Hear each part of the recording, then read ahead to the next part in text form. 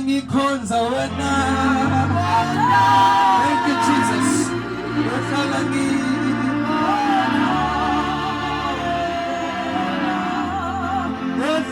ngikhonza wena. Thank you Jesus. Oh yes Lord.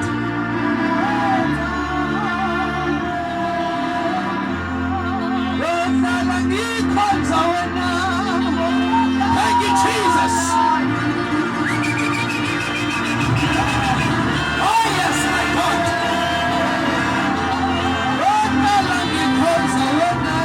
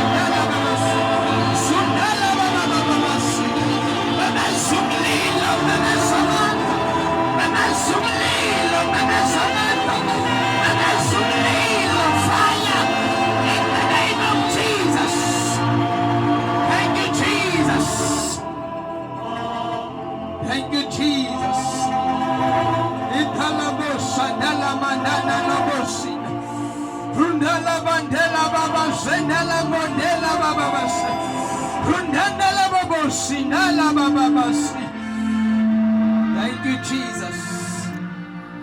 Thank you, Jesus.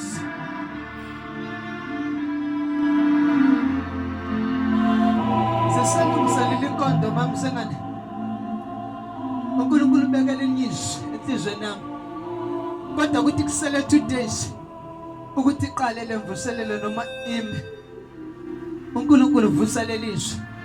Uthi yeni na enomileyo wozani emandini nizophuza mahala. Ngithi Jesu kuyenzeka yini ngihlale na message isikhathi esingaka kodwa ngo last minute uyishintsha. Uthi umthetho wami ngifuna ukukhuluma nabazalwane nabafundisi especially. Oh thank you Jesus. Uthi yeni na enomileyo wozani niphuze mahala. Iwayini nakho konke ngaphandle kwemali ngegama lika Jesu. uJesu usengibuza umbuzo uthi ningabaphathi kwenziwa yini uma kuthiwa niphuze mahala ngaphandle kwemali. Kodwa nginthola sendayisa amakhandlela, ngithole sendayisa egameni lika Jesu, nidayisa egameni lika Jesu amafutha ebenzeni lami. Kwenzenjani ninabazalwane nithenga kanjani? Kodwa kuthiwa nithenge mahala ngaphandle kwemali. Kodwa singibona niphethe 50 rand, singibona nithenga ama-anointing oil. Kwenzenjani? Babasandelwe imandla elingafuna ukuthandaza, elikholele emafutheni, elikholele emawuthawuleni, elikholele edikweni. Kwenzenjani? Sandelwe imandla elingafuna ukuya kuye, elifuna ukuyela amafutha kuye. Nina nonke nomileyo ozani niphuze mahala ngaphandle kwemali. Kukhona konke kodwa ngaphandle kwemali. Kodwa sithola abafundisi bezenzela yona inzuzo yabo manje ngamafutha. Abanye babadayisa amakhandlela, bathi amakhandlela 50 rand, abanye bathi 100 rand, abanye bathi awukhandela the light egameni lika Jesu. Abazalwane baphatha imali bayathenga. Athi ngikutshene namhlanje uthi uNkulunkulu yebo wozothenga kodwa uthenga mahala. Yebo uvumelekile ukuzothenga kodwa ngaphandle kwemali. Bonke kukhona kodwa ngaphandle kwemali. Uma ngiqhubekela izwi lelo ukuthi thenga kanjani ngaphandle kwemali. Sithola kuthiwa uDavide egameni likaJesu uNkulunkulu wayela bonke abantu ukuthi balethe igolide nesiliva egameni likaJesu kuye kodwa enganalutho ngaleso sikhathi. Kodwa sithola abazalwane sithola leti lenkanyana kale bafundisi badayisa. Bafundisi nidayisani kwabazalwane bekuthiwa beze bazothenga ngaphandle kwemali.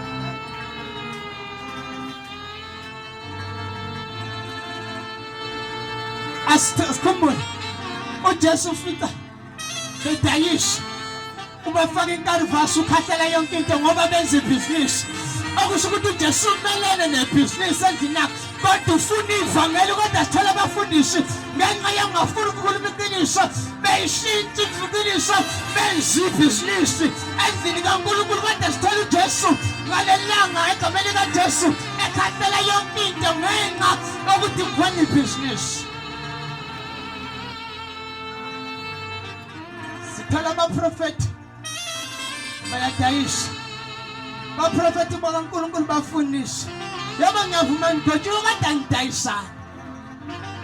Yaba ngiyavuma isandla sikaNkulunkulu sikhona kade ngidayisana. Ngiyavuma emzalwane uyathandaza impela kodwa uthengani. Uzani nithenga mali. Inkinga yabazalwane bomile ingakho bethenga noma yini. Namhlanje into yomele uthi Jesu nanka amanzi azowaphuza gobhoze ngaphakathi ongaphinde wome ngoba uzokhipha imali uthenga yonke into uthenga amakhandlela uthenga amafutha angekakusize. Inkinga yakho womile kodwa inkinga womele izinto ezwrong. Abafundisi bazi kahle ngakho bedayisa zonke izinto ngoba bayazi ukuthi abazalwane bomile. Kodwa manje bomele into wrong ngoba bahambe bethenga into wrong. Umzalwane ngendlela mina ngisho ngingabeka ikhandlela la kuthiwa ikhandlela lokuthi uzothola umsebenzi noma uzothola umshado. Lu50,000 ungabona abazalwane nongenawe ngahamba akhohlwe uNkulunkulu athembele ekhandeleni ngoba sandela abazalwane abafuna ukuthatha izinto zibenzele izinto abangafuna ukuthandaza. Sandela abazalwane abangafuna ukukholwa uNkulunkulu abafuna ukukholwa ithini. Abazalwane abahamba bathenga ikhafu bethenga amathawula amangerikulu. uNkulunkulu useshonephi webani. uNkulunkulu sasimthathile samhlobisa sathatha amathawula sathatha ama-anointing oil kwayiwona phezulu sabo-praise.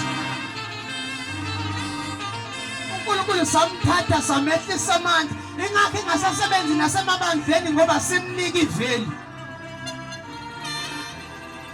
Uyafuna ukusebenza kodwa uzosebenza kanjani kubantu abangamazi abangamnika iveli. Uyafuna ukuphilisa abagulayo kodwa akakwazi ukwenza ngoba nabo abagulayo bakholela ama-anointing oil abakholela kuye abakholela ukuthi uma ngithola anointing oil ngizosinda. Abafundisi abafuna ukuthandaza abafuna ukuthandaza labazalwane baletha yonke uhlobo ongalicabanga.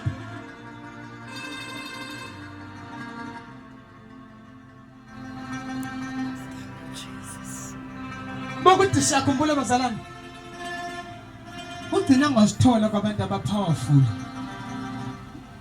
ngoba bebelimele iqiniso. Kwenze njani kule generation? uNkulunkulu wathula nje ngoba kugcwele abantu abenza ibhizinisi hayi abashumayela iqiniso.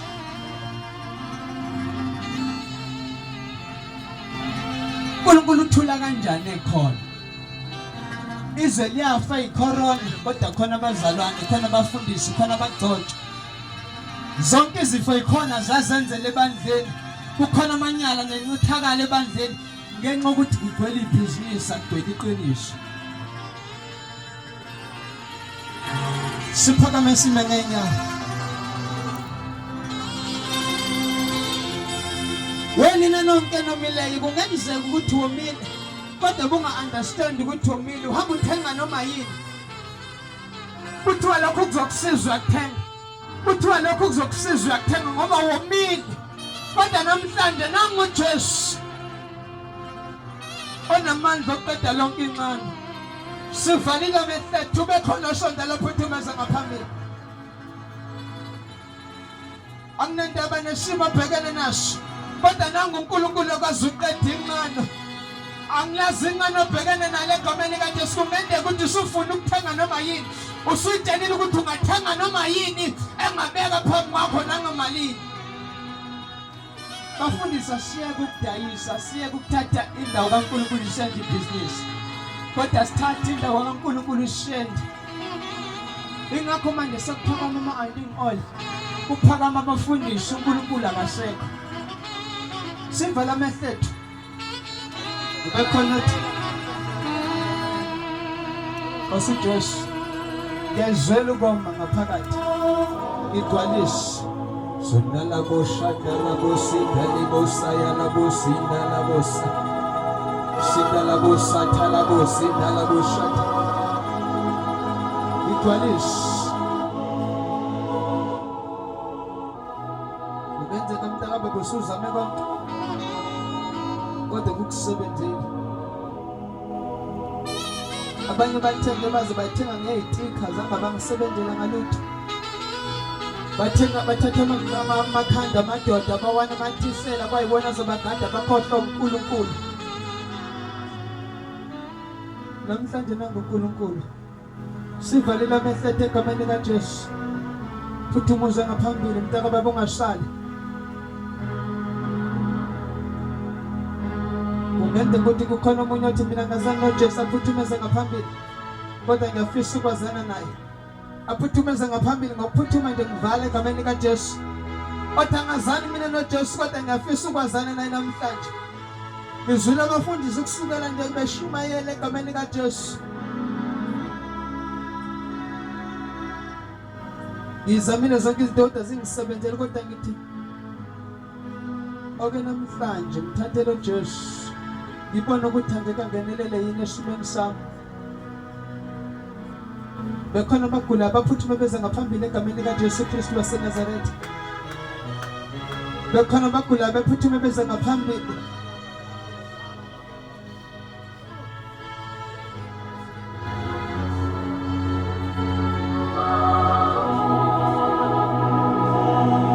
Kunowesifazane la egameni kaJesu aphuthumeze ngaphambili. Uyakhala imini nobusuku, kunento ayifunayo uNkulunkulu. uNkulunkulu mntaka baba ufuna ukukunika lento, iphuthumuze ngaphambili egameni kaJesu. Libanda labo shanda labosa, duna labo shinde labosa. Phuthumuze ngaphambili ngowesifazane, kunalento ayifunayo uNkulunkulu.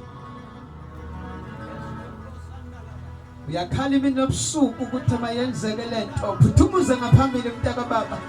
uNkulunkulu kuzwile ukukhala kwakho. Limbanda labo shiya, liphandolo bosi handala boshandela bosi handala bosa.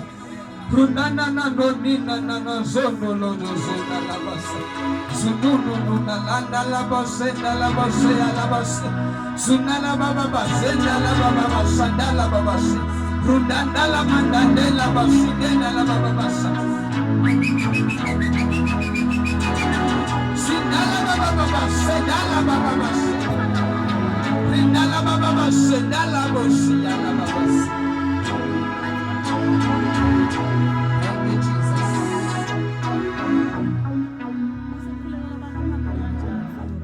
Kunalo ngenxa yokuhamba kwendlela uzombona uNkulunkulu engazi ukuthi akamsebenzeli.